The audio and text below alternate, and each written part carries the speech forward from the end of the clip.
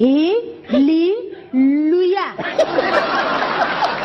अगर तू मुझे इसका मतलब क्या है? ये कोई गंदी गाली है जो ऐसे ले नहीं सकते क्योंकि फैमिलीज भी ये शो देखती है। ये नए ब्याहे जोड़ों के लिए है। ये पति के अस्पताल में कॉमेडियन भारती सिंह का रो रो कर हुआ बुरा हाल। अस्पताल में दर्द के मारे भारती सिंह की निकल रही है जान। क्या सचमुच होने वाली है कॉमेडियन भारती सिंह की सर्जरी?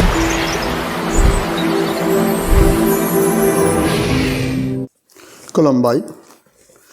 अन्दाग्रा गासै बे जथिफ्रा मिथिखौ नायग्रा गासै सापर्ट होग्रा जायफ्रा गोबां गावनि खाथिनारि गोजाननि सुबुंफोरनो खुरमा गस्थिफोरनो जायफ्रा बेखौ शेयार खालामग्रा लाइक खालामग्रा बिथांमोननिसिम आंनि गोरबोनि अननायखौ जासिहरबाय। जायफ्रा जेरै गोदानै बे जथिफ्रा मिथिखौ नायदों बिथांमोननिसिमबो आंनि गोरबोनि अननायखौ बावहरनाय थाबाय। आसा थियो नोंथांमोना बे जथिफ्रा मिथिखौ नायनानै गोबां बिदा फंबायनो शेयार खालामनानै होगोन, लाइक खालामगोन आरो बिदिनो गोबां सापर्ट खालामगोन। बेनो आंनि गेदेर नोंथांमोननिसिम भरसा। मानोना बे जथिफ्रा मिनिस्ट्रिया मोनसे इसोरनि आरो साफ्रोम बिदा फंबाय बिनानावनि थाखाय जोंनि बिसनाय गाबसानायनि थाखाय आरो बाहाय गोबां गुबुन गुबुन धोरोमनि बिदा फंबाय गासै बुहुमनि बिदा फंबायनि थाखाय बाहाय मोनसे खौसेथि अनलायनाय बयनिबो थाखाय आरज खालामनाय जायो।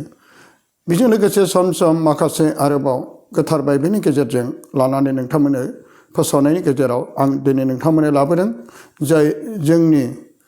जाय कपिल शर्मानि माखासे कमेडियान एबा मिनिहोग्रा मोनसे श'आव जाय भारती सिंहआ मोनसे गोथार बाइबेलनि गोथौ सिंनि सोदोबथि एबा ओंथिखौ मिथियैलाय एबा मिथिनानैबो बिथांजोआ माखासे गोबां मानसिफोरनि सिगाङाव आलिलियानि ओंथिखौ बिथाङा गाज्रियै उरायहोदों, गाज्रियै निन्दिदों, गाज्रियै फोसावनानै बिथाङा बिनि मिनिंखौ सोंनाय फिननायाव गाज्रि फोसावनायाव बिथाङा सानसे गेदेर जब्रायाव गोग्लैनांदों।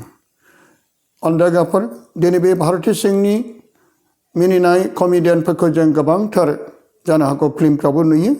माखासे गुबुन गुबुन श' खालामनायाव जेरै कपिल शर्मानि मोनसे कमेडियान श'आव जों गोबांथार बेनि प्रग्रामनि सोमोन्दै नायनायाव बे भारती सिंहनि जाय पान्जाबनि बिथाङा गोबां मिनिहोयो।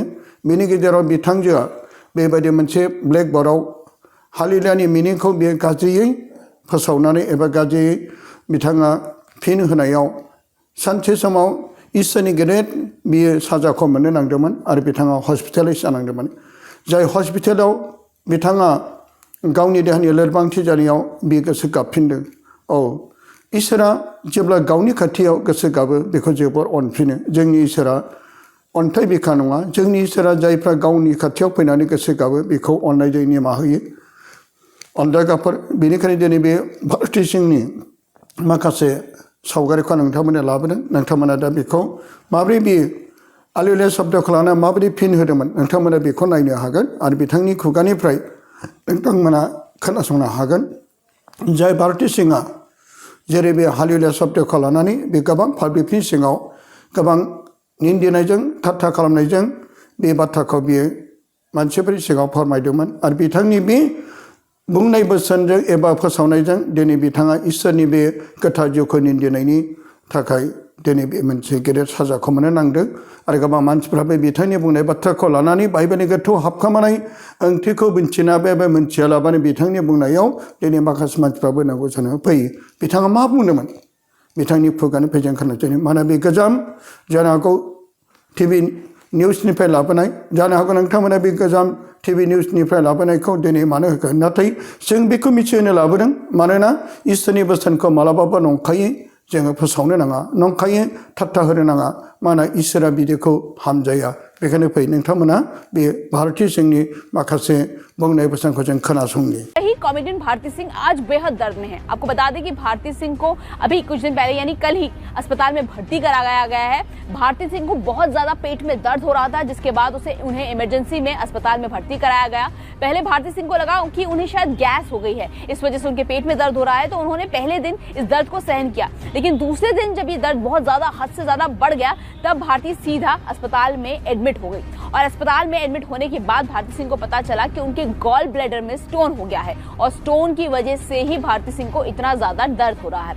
आपको बता दें कि भारती सिंह का ये भी कहना है कि वो दर्द इतना ज्यादा है कि कई बार उनकी चीखें निकल रही हैं, वो रो रही हैं। मैं काफ़ी दिनों से इंडिया में नहीं हूँ। पीछे सुनने में आ रहा है कि मुझसे गलती हो गई है। मैंने कुछ भगवान के वर्ड के साथ कुछ मस्ती मजाक कर लिया। सो मैं बहुत सच्चे दिल से ये बात बोल रही हूँ कि अगर मुझे इस वर्ड का मतलब पता होता तो मैं कभी इस वर्ड के साथ मस्ती मजाक नहीं करती, क्योंकि मैं खुद सारे धर्मों को बहुत मानती हूँ। तो अपनी बच्ची समझ के मुझे आप ज़रूर माफ़ करेंगे। I am so sorry. अनदाग्रा गासै फोथायारि आइ आफानि बिदा फंबायफोर, दिनै आं नोंथांमोननो नैबे भारती सिंहनि माखासे बुंनाय बाथ्राफ्रा जोंनि जिउआव माबायदि आरो जोंखौ बानजायफिनदों आरो बिथांनि बुंनाय बाथ्राजों आं बिथांखौ आरो गासै फोथायारि आइ आफा बिदा फंबायफोरखौ बे आलिलानि मिनिंआ मा बेनि सोमोन्दै आं नोंथांमोननि मिथिनो। गोथार बाइबेलाव जों फरायब्ला मोनो, नुजाहोनायनि 19:2 जों फरायब्ला मोनो। बाहाय फोरमायदों, बेफोरनि उनाव आङो सोरगोआव गेदेर दाफाजों हगदानाय बायदि खोनाबाय, हालेलुया।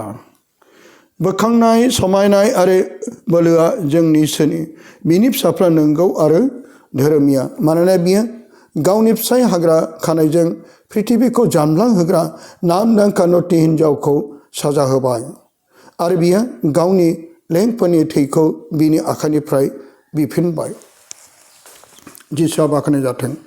अनदाग्राफोर, दिनै नुजाहोनायनि एबा रेभेलेसन चैप्टार 19:1 निफ्राय जों फरायना मोनदों, जाय बेनि ओंथिया जादों सोरगो रायजोआव जाय गोथार जहना पटमास नाय हाजोआव जेब्ला बे दोनजादोंमोन आरो बेखौ बियो लिरदों, जाय पटमास नाय हाजोआव बियो शत्रुफोरजों बियो बे जायगायाव दिपआव दोनहैजादोंमोन आरो बे जायगायावनो गोथार जहना बियो दर्शन नुनायनि गेजेरजों बियो पटमास नाय हाजोआवनो बे गासैबो नुजाहोनायखौ बे लिरदोंमोन।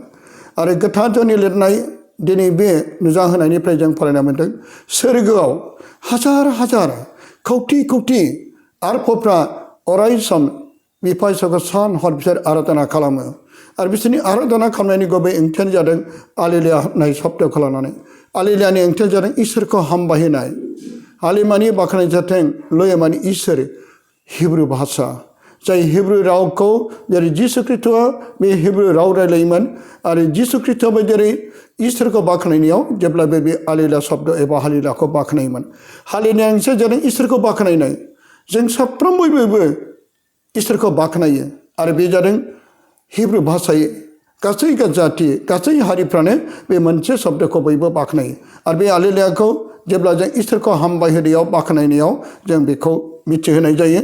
मानोना बेनि सायाव बोखांनाय, जानो हागौ सोरबा गोबां दुखुआव गोग्लैनाय, सोरबा जानो हागौ गोबां आन्जाराव गोग्लैनाय, गोबां बेमाराव गोग्लैनाय समाव आरो बेखौनो फोरमायदों, जाय जिसु ख्रीष्टआ सानथामनो सिखांफिनबाय आरो बे सिखांफिननाय गुबै ओंथिया जादों गोथां इसोरखौ फोरमायदों आरो बे गोथां इसोरनि ओंथिया जादों जाय जिसुआ गोथां आरो बे बोखांनाय आरो बे जों हादरखौ बोखांनो फैदों आरो बे गाव गोथां, बे गोथां इसोरखौनो आरो बेनि थाखाय समायनाय आरो बेनि बोलोआ जादों इसोरनिसो। बे आलिलानि ओंथिया जादों समायनाय, माने जिसु ख्रीष्टआ सानथामनियाव बे समायनायजों सिखांबाय आरो जायफ्रा बे आलिला शब्दखौ लानानै इसोरखौ हामबायहोयो, बाख्नायो आरो बिनि गेजेराव समायनाय आरो बोलोआ बिनियाव नुजायो। जेनि थाखाय गोबां मानसिफ्रा बे आलिला शब्दखौ जायफ्रा मख'यो, सानसे समाव आं बिथांनो बाथ्राखौ नोंथांमोननो फोरमायनो लुबैदों। आंनियाव सासे थिल'डेका होननाय सासे असमिया बिथाङा फैदोंमोन आरो बे समाव बियो मोनसे साइडआव जिरायनानै दंमोन। बिथाङा मोनसे खामानि अफिसियेल खामानि लाना फैनायाव जेब्ला आङो प्रग्राम लाबाय थादोंमोन, गासै 200-300 मानसिया जमा जानायाव फारसे खनायाव बे जिरायनानै, नाथाय बे अफिसियेल खामानि आंखौ नेबाय थानायाव आंजों रायलायनो सम गैयिलाय जेब्ला बे खोनानो मोन्दों आलिलिया शब्द आरो बे आलिलियानि शब्दखौ जेब्ला बियो आंनि प्रग्राम जोबखाना सोंदों, सार नोंथांमोना दे बे इसोरखौ गाबज्रिनायाव आलिलिया शब्दखौ मानो बुङो, बेनि ओंथिया मा? आं बिनि थार ओंथिखौ मिथिहोदों। जाय थिल'डेका बिथाङा आं मिथिबाय, बेनि ओंथिया जादों इसोरखौ हामबाय होनाय, इसोरखौ बाख्नायनाय। इंराजि बुङोबा प्रेज द लर्ड। जाय इसोरखौ हामबायहोनाय बाख्नायनायाव सोरगोनि दूतफ्राबो एन्जेलफ्राबो सान हर बिसोर इसोरखौ बाख्नायो आरो जायफ्रा बेखौ दुखुनि समावबो सुखुनि समावबो जायफ्रा बेखौ बाख्नायगोन जायफ्रा मालाबा निदान जायोब्ला अब्ला बेखौ जुदि गाबज्रिब्ला इसोरखौ बाख्नायोब्ला इसोरा गावनि गेदेर अननाय होनानै सोरगोनि आरफोरखौबो हरगोन अब्ला बिथांनि बे बाथ्राखौनो बिथाङा लिरनानै लादों सानसे समाव गावनि फेमिलिखौ लानानै मंगलनिफ्राय अदालगुरि फारसे फैबाय थानाय समाव गिदिर दामफारजों जेब्ला बिथाङा सौग्राहां जायो अब्लानो बे समाव गोसोखांदों बै समाव जाय सार दैमालुआ आंनो आलिलानि सोमोन्दै खोन्थादों जेब्ला निदान जागोन खैफोद जागोन बे समाव नों आलिला शब्दखौ गाबज्रि अब्लानो इसोरा बाख्नायगोन इसोरा बाख्नाय जाग्रा इसोरा जोंखौ अनखांगोन बाख्नाय जाग्रा इसोरा जोंखौ जेब्लायबो रैखा खालामगोन बेखौ मिथिनानै बियो जाय बाख्नायबाय आलिला शब्दखौ आरो बियो आलिला शब्दखौ जेब्ला बुङो अब्लानो बे समाव बिनि दामफार गेजेरजों जानो हागौ बारा गैया 1 फुटल'सैमोन सौग्रावलायनोसैमोन अब्ला बिनि न'खरनि फेमिलिफ्रा हस्रि खावदोंमोन नाथाय बे थेल'टिकेलाव बे शब्दखौ बाख्नायबाय आरो बे बाख्नायनि गेजेरजों बिनि गारिया दोम आरो दामफार गारिया दोम थाबाय अब्ला बियो बासायजाबाय नङाबा बिनि गारिया दामफारनि सिङाव थांबायमोन आरो बियो थैनो गोनांमोन नायदो बे गेदेर अननाय बेखायनो इसोरखौ बाख्नायोब्ला इसोरा गावनि बाख्नायग्रा फिसाफोरखौ जेब्लायबो रैखाथि खालामो दिनै अनदायगाफोर जोङो नैबे बोसोरा जोंखौ मिथिदों बेखौ मालाबाबो थाबथा खालामजाया इसोरनि आरफोरा जाय बै समाव हेवानि गाज्रि सैताननि फाखनाव गोग्लैनानै बे दायाव गोग्लैबाय पापआव गोग्लैबाय थैनायाव गोग्लैबाय नोरोगाव गोग्लैबाय आरो बे थैनाय आरो नोरोगखौ फेजेननो थाखायनो बेखायनो फोरमायनाय जादों मानोना बियो गावनि फिसाय हाग्रा खानायजों पृथ्वीखौ जामलां होग्रा नामदांखा न'ति हिन्जावखौ साजा होबाय जाय नामदांखा न'ति हिन्जाव हेवाया जेरै बे पाप मावनानै थाइसे फिथाइखौ जानानै जेरै बे नामदांखा बे बुहुमखौ जामलां होबाय थैनायाव नोरोगाव लाबोबाय बेखौनो फेजेननो थाखाय नैबे हालेलानि ओंथिया बेखौसो फोरमायदों माने बे बुहुमखौ बायख'नाय बियो इसोरनि गेदेर बोलो अनदायगाफोर आरोबाव दिनै आं नोंथांमोननो मिथिहोबावनो लुबैदों जायफ्रा लुकासनि दिनै बालामनि 10 सिरिखौ जायफ्रा फरायो आं बेखौबो नोंथांमोननो मिथिहोबावदों आरो मानसिनि फिसाज्लाखौ जायहा निन्दियो बियो बिसोरो साफ्रोमबो खेमा मोनगोन नाथाय जायहा गोथार जिउखौ बासियो बे खेमा मोननाय नङा अनदायगाफोर बै समाव जिसु ख्रिस्टखौ सिखुदों सुनिथबि मोनदों साबोजों बुजादों निन्दिदों गासैखौबो जिसु ख्रिस्टआ बुंदोंमोन अ आफा बिसोरखौ अननानै माहो बिसोर गावसोरनो मा मावदों जेबो मिथिया बे समाव मानसिनि फिसा महरै फैनाय जिसु ख्रिस्टआ गासै गावखौ निन्दिग्रा मुगैग्राफोरखौ गासैखौ निमाहा होदों नाथाय जिसु ख्रिस्टआ जोंजों दा हानि मेलेमखौ लानाय गैया बियो जोंनो जेरै बुंदों आं नोंसोरखौ मावरियाफोर बायदि नागारलाङा आं थांनायनि उनाव नोंसोरखौ हेफाजाब गोथार जिउखौ हरगोन दा जोंनि गोथार जिउसो दं बे गोथार जिउ इसोरासो जोंखौ दैदेनो जायफ्रा दिनै बे गोथार जिउखौ निन्दियो बे मालाबाबो रेहाय मोननाय नङा जेरै भारती सिंहआ जेरै गोथार जिउखौ निन्दिनायजों बेबायदिनो इसोरखौ निन्दिनाय जादों आरो बेयो बेनिखायनो दिनै बे साजा मोन्दों जायनि थाखाय बे हस्पिटालाव थानो गोनां जादों जायगाफोर भारती सिंहआ अब्ला बियो हस्पिटालाव थानानै माबायदि गावनो क्षमा बिदों आरो गावनि इसोर मानो बियो बुंदों आं मिथियामोन बेनि मिनिङा मा बेनिखायनो दिनै आङो दिनै बे हस्पिटालाव थानांदों आरो बे हस्पिटालाव आङो बे बेरामजों गोबांसिन बेनिखायनो बे मिनिंखौ जेब्ला मिथियो अब्ला बे गोसो गाबदों आरो इसोरा बेखौ अनखांफिनदों बेनिखायनो अनदायगाफोर आंबो दिनै नोंथांमोननो बे भारती सिंहनि बुंनाय बाथ्राखौ लानानैनो आरोबाव जानो हागौ जोंनि गेजेराव गोबांथार बिदा फंबायफोर जायफ्रा बे आलिला शब्दखौ मिथिया एबा बेनिखौ मिनिङा मा बिनि थार मिनिंखौ मिथियाव जानो हागौ सोरबा निन्दियो सोरबा थाट्टा खालामो जेब्ला आं बै समाव 1992 मायथाइयाव बे समाव आं जेब्ला बेबायदिनो गोबां दाब दाब जायगायाव रिट्रिट खालामजेनो आरो बे आलिला शब्दखौ लानानै आं जेब्ला इसोरनि बोसोनखौ खोन्थायो जोंनि बे बिटिआरनि सिङावनो सासे मोजां दैदेनगिरि खाख्रि समाजनि दैदेनगिरि जानो हागौ बिथाङा जानो हागौ जोंनि बङाइगाव डायसिसनिमोन नाथाय बिथाङा बै समाव आलिलानि मिनिंखौ मिथिग्रा सासे मोजां ग्रेजुवेट सासे मोजां दैदेनगिरि आरो बिथाङा सासे मोजां खाथ्रि फोथायारिमोन बिथाङा मोजां न'खर खाङोमोन नाथाय गावखौ सासे गोरों खालामनानै सानसेखालि फै जों ज' जानानै जौ लोंनि आलिला बुंनि बेदर जानि गावनि फेमिलियारि खाथिनि मानसिखौ लानानै जेब्ला बिथाङा आलेलुया आलेलुया बेदरखौ जादों आलेलुया होननानै जौ लोंदों आलेलुया होननानै बियो निन्दिनानै जेब्ला बियो जौ लोङो आरो बे हरावनो बे थैनानै थादों बेनिखायनो गोथार जिउखौ निन्दिब्ला मालाबाबो रेहाय मोना बियो आंखौसो बे आलेले शब्दखौ आं बानायदों होननानै सानदोंमोन नाथाय जेरै गोथार बाइबेलाव जेरै नुजाहोनाय जिउखौ बालाबो जों फरायना मोनबाय बेखायनो जोङो बे आलेलियाजों